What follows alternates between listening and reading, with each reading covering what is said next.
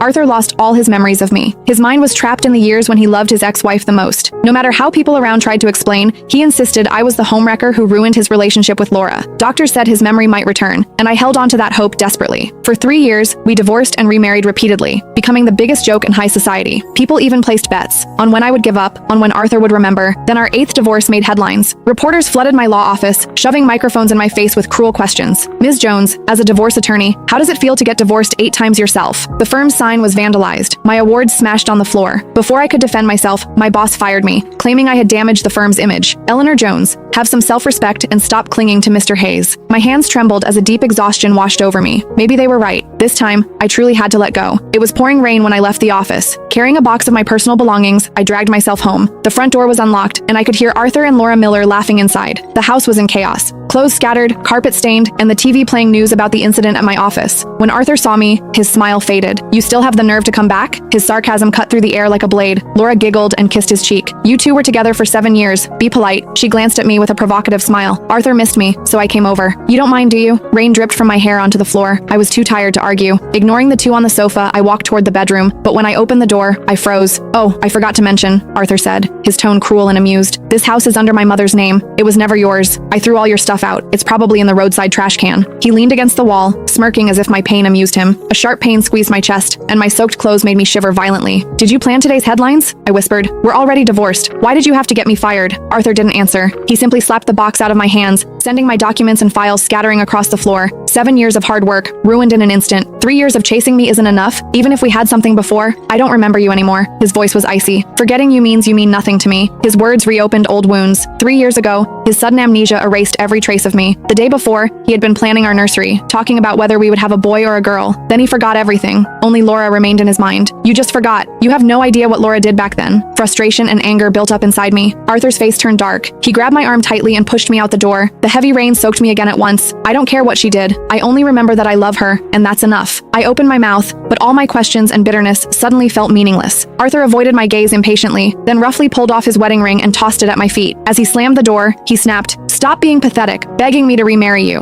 I stood there for a long time, then knelt down to pick up the ring. Arthur had designed it himself for our wedding and worn it for 7 years without ever taking it off. By the trash can, I saw our smashed wedding photos, the scarf he had knitted for me, and all the albums full of our memories. My phone rang. It was Arthur's mother, her voice excited. "Eleanor, I got Arthur's medical report. The doctor said his memory is starting to recover. If he keeps receiving treatment, he has an 80% chance to get his memories back." I squeezed the phone so tightly my knuckles turned white. The word "great" stuck in my throat. In the end, I whispered quietly, "Mom, stop the treatment. If he forgot me, just let him forget." The next day, I went to the Hayes family mansion and placed the 8 divorce certificates on the table. Mom,